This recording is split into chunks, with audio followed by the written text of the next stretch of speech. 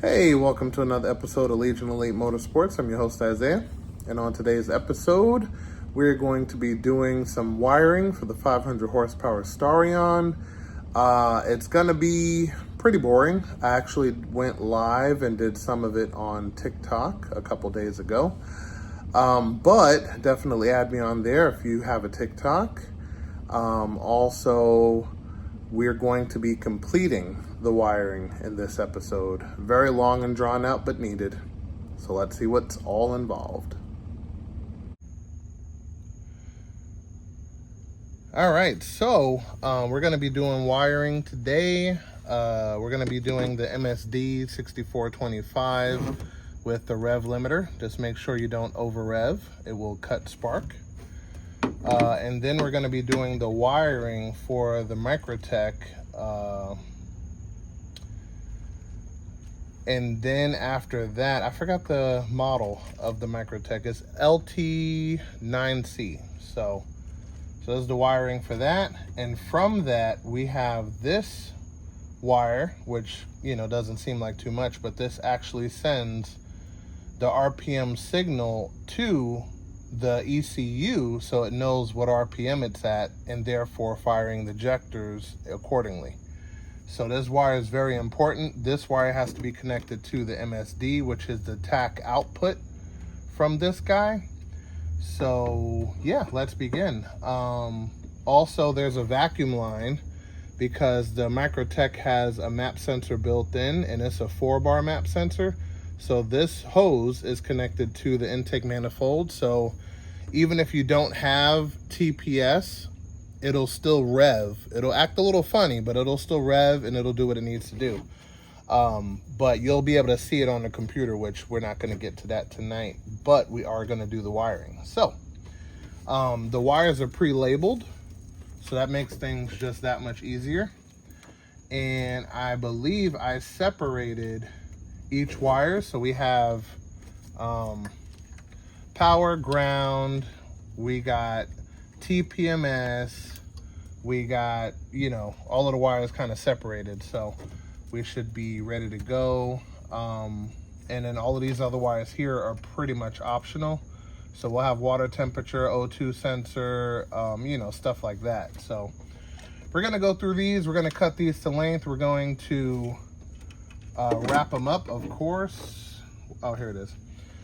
With this type of tape. It's like cloth, and it's water resistant, so this will help. This is actually better than electrical tape. After a while, it'll get hot and unravel. So this one here won't. So this will be for main stuff, and then this will be for like connectors or anything like that. So, and then my poison of connector that we're going to be using for this whole engine harness is this one over here, which yep, there it is right there, which is basically a brass claw connector and a heat shrink. So that way you could tie the wires together and then cramp them and then slide the heat shrink over, and there's no, you know, pulling apart. Gives it the flexibility and everything else you need to get this particular job done. So let us begin with, it's either MSD or engine harness. And engine harness is going to go through the intake manifold to reduce the amount of wires spread everywhere. So let's start with the MSD. So of course it plugs in right there, and I found a location right over here, which needs a little bit of light. Let me get some light on that subject so you can actually see what's going on.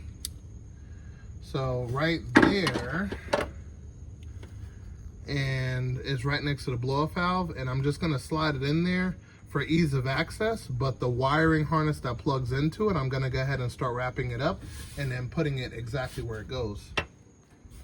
So the most important wire to kind of get this thing started is this wire on the positive side of the coil. Positive side of the coil, this is the ignition switch. When you put the car in the start position, it has constant power. So this is the wire we're going to connect the MSD to and the computer to. So we'll be able to run it. All of the wires on the negative side receive RPM signal, which can go to the same wire that this one goes to, because this has to receive RPM signal in order to fire the injectors. Otherwise, the car will not start. So yeah, let's start taking this apart and get it done.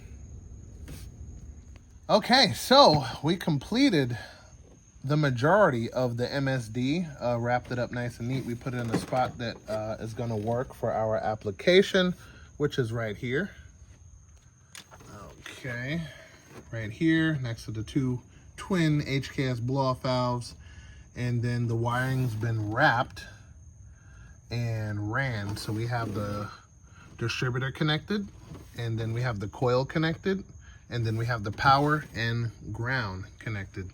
So we're good to go there. Last pieces we have is the ignition switch power that turns it on and off. And then we have the tach output, which is RPM signal. So, yep, we'll hook up those last two and continue on. And then we'll start working on the actual engine harness shortly. Okay, so we plugged in the coil wire. So that's going from there to the distributor. We put in the bolt here so we could tighten this up. We have to put in the rubber grommet here. So I'm gonna grab that, we're gonna pop that in. And I'm just gonna look over this engine to make sure I'm not missing anything. And I know one of the things we have to get is the slave cylinder that bolts to the side of the transmission. And we need a battery and battery tray. So that, we're gonna finish up this radiator hose. And yep, we also going to need a overflow bottle because there is not one here. So that'll be helpful. So we'll need that. And yeah, we should be good. Okay, so the next thing we're gonna be adding is the launch control, known as two-step. Okay, so we're gonna preset this guy to the proper RPM. Then we're gonna wire it up and we should be good to go. But let's look at the instructions. We got black to ground, red to 12-volt switch, blue activates the two-step, and then the gray wire goes to the RPM signal. So this box knows what RPM it's at and knows when to engage the two-step. We're gonna set this to the proper RPM. So this is 1,000. And then this is hundreds, so we're at 2. So we're gonna bring it up to 4. And then we're gonna go to 4,500. And there we go, that is 4,500. All right, so now we're gonna wrap up these wires, cut them to length, and then we should be able to ground this out. So this will, of course, be tested once the car is running for obvious reasons. But for right now, let's get it in the circuit. We also need to add a button. So I think I got some buttons around here. Let me see if I can find them. 2 seconds. Okay, so we are going to mount this bad boy like right in this area. And then we are going to take these wires, we're gonna ground that one to here. We're also gonna clean this whole area up, but this one goes to the gray wire, which is coming from the MSD, and then this one goes to the ignition switch, which is also right here. So that, and then the blue wire, which comes from this is going inside the cabin. This is to activate the launch control. So I'm gonna grab some wire, we're gonna wire that in, and we should be good to go. But until then, let's fix all of this. So we're gonna stick this guy right around this area. And then after that, we're gonna wire the ground, ignition, and then RPM signal, good to go. Okay, so box is mounted.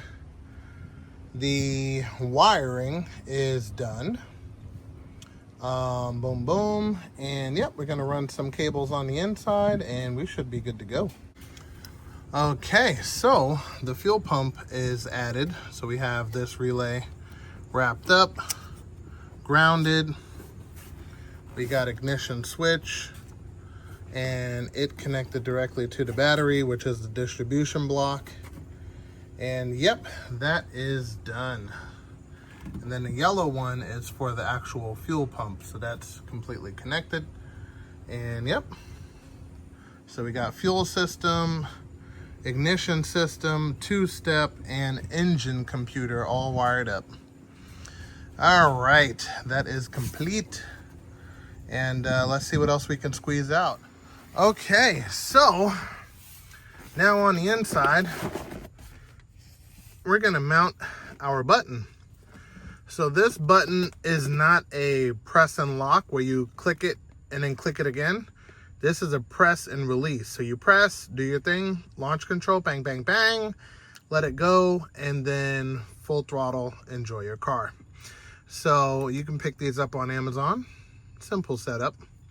Power in, power goes to the opposite side. As soon as you push the button, you're good to go. So this is our wire coming from the engine bay, and I'm gonna put this to this here button, but we need to put the button somewhere useful. So I'm thinking the same spot I have in my Starion, right here. Okay, so we're gonna drill a little hole in that bad boy, and then we should be able to connect our button. Right there, has the seating ring and everything. Pretty simple, should be good to go. And then we'll wire it up. So once it's connected on one side, we'll find power from somewhere in here. There's a lot of buttons. And then we'll connect that to this and our launch control will work. So boom, simple enough. Let's get to it. Okay, so you unplug your two plugs, take out your emergency cables via Phillips screwdriver. Now we're going to pop in the launch control button somewhere around here. So you can imagine, we don't want it too high because you might bump it when you put your arm down. So bring it down a little bit, probably right around here. That'll be perfect. So we're gonna get the size of this guy after we take this off, and then we should be good to make our hole. Okay, so the button is done, nice and sturdy, simple installation. So now we're gonna put the wire in position, and we're gonna leave it a little long just in case you wanna service anything in there. You'll be able to pull it out without ripping out the wire. So yeah, so we're gonna get this one all butted up, and then I'm gonna put in the other wire, which is going to go to a power, and then the launch control is all set up. So yep, that's about it. Okay, so button is installed, put everything back accordingly, and I have the wire out here on the side, so it can be ran probably to the radio or wherever you get constant power from, or when the car is on, either one. So yep, all done. And with that being said, we're gonna call it an episode right there. Definitely stay tuned. There's a little, or a lot bit more to come. But yep, hopefully in the next 2 episodes, we'll be cranking it up. So definitely stay tuned. Definitely check out the website, Facebook, Instagram, TikTok, all of that good stuff. And I will see you guys next time. Remember, knowledge is power.